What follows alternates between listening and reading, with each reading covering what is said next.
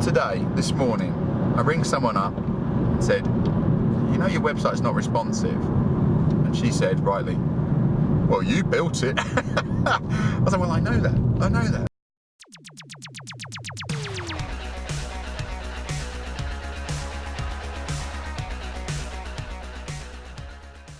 Today I am going to see a small business that sells children's educational products. It's not Toys R Us, it's not a large organisation, it's literally a small business run by a couple of people who designed, arranged the production, built the website and sell this product into schools and other places. So one of my favourite kinds of organisations or entrepreneurs, they had to do everything because they had to. Yeah, so they know all aspects of the business process.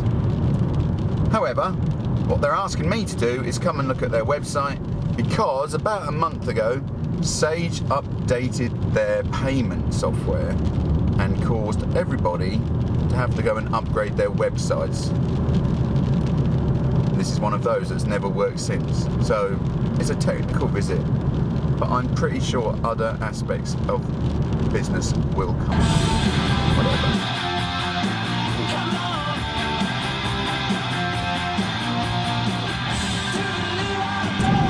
I've just left my meeting about Sage with the educational products, fun educational products that she sells into schools and designs.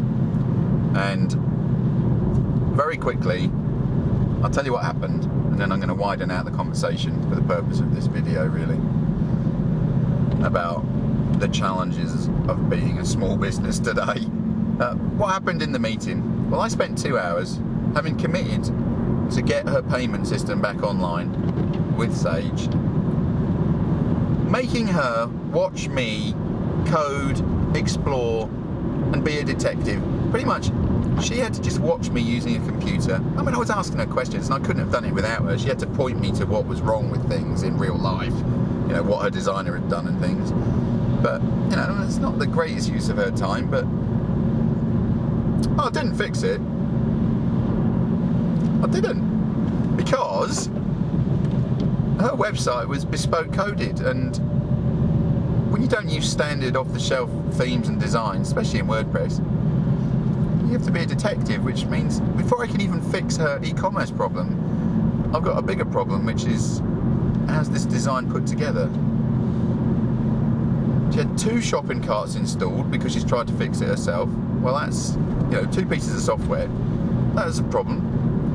But I can't delete things because I can't take the site offline. At least people can see her stuff at the moment and ring her up and buy it by phone. So I can't take too many risks. I need some insurance. I need to create a backup. But my point being, I did not fix it for her today. I have committed to fix it one way or the other by the time school term starts, which is next Friday down here. And I will. And as I said to her, as a business consultant, I cannot not fix it. That's my, you know, our reputation is built on solutions that are cost effective. And so she has an amount of time, and I said to her today, I will not leave this job until it's built and working exactly as you want it. Even if it takes me longer, because I can't do that. My brand, our brand, Business Think brand, cannot have something not work. Not really. Well, not. So, that's what I said. And I said, if I'm being honest, your website is really causing me a lot of stress because I'm having to work out what's gone on where, and, you know, it's not my favourite job right now, which I did tell her. I said, how about this?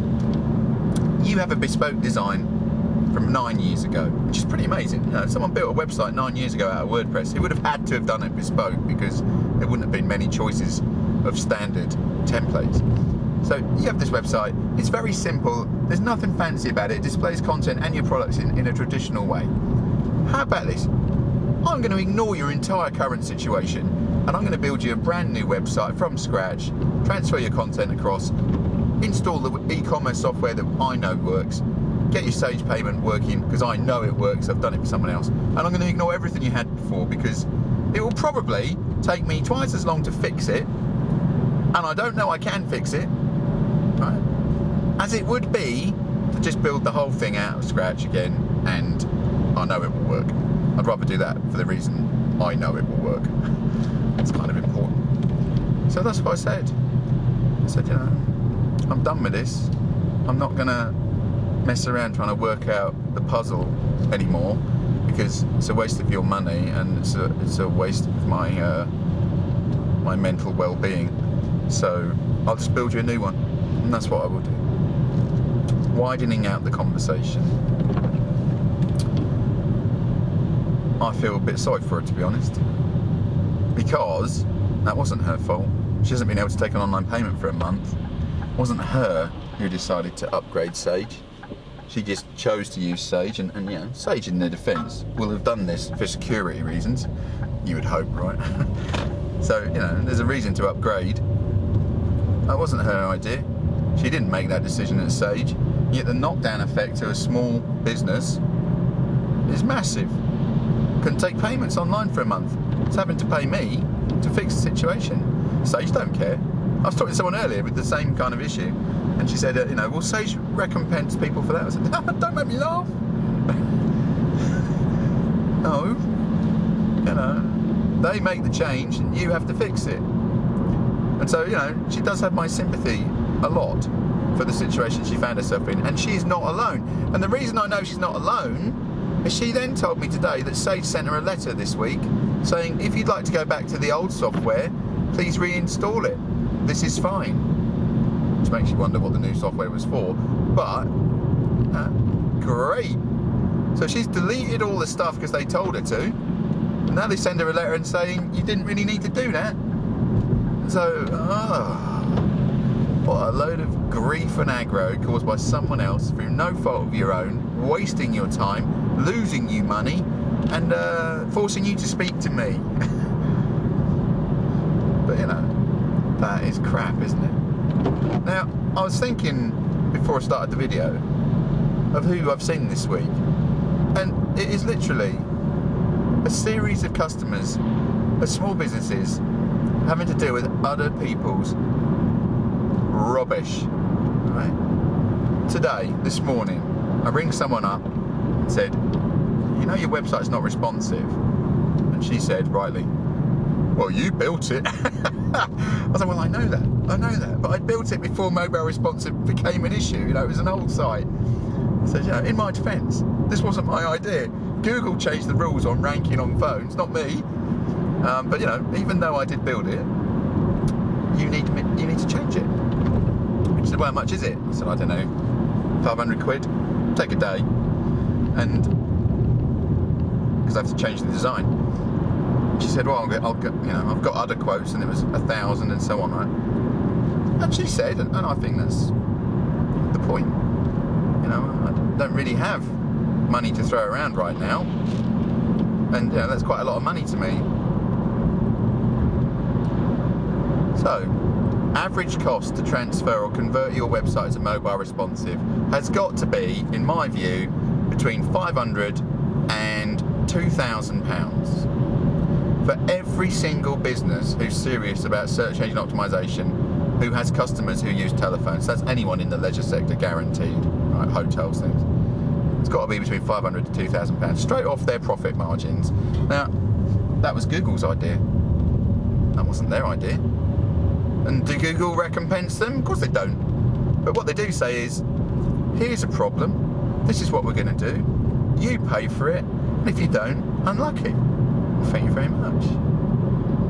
So I kind of have some sympathy for her as well, even though, you know, I've sent the quote in. These things, don't get me wrong, these things that big businesses do, the decisions they make, create markets for people like me. And I don't agree with them, but I do agree with my ethos and the business think ethos, which is to fix things. But these are problems not of the making of the people who own the businesses. They are incurred and forced on them. So, you know, that's not great. I'm meeting someone this afternoon about skills shortages. They want an engineer, or, you know, an engineer, manager, designer, and they're successful, they're growing rapidly, and, you know, they're a great company, small business. Can't find anyone. Can't find anyone anywhere. That's not their fault, I don't think. Yeah, that's got to do with investment in education and training and government policy. But the kickback for them this afternoon is they don't have a key worker, so they're losing money. That's not their fault. But it's still grief they have to deal with. So, I would say 80% of issues we encounter in terms of fixing are not the business owner's fault. Wasn't their idea, just been forced upon them. Don't even start me on workplace pensions. Not that I am anti-workplace pensions, but in terms of forcing a lot of businesses to invest in something that they don't believe in, and thinking of the example the other day, it's going to cost them money and their employees don't want to join anyway. Whose idea was that? It wasn't the small businesses' idea, but they're the ones who deal with the grief. And so on that sunny, positive ending note, ending on a positive, the life of a small business is challenging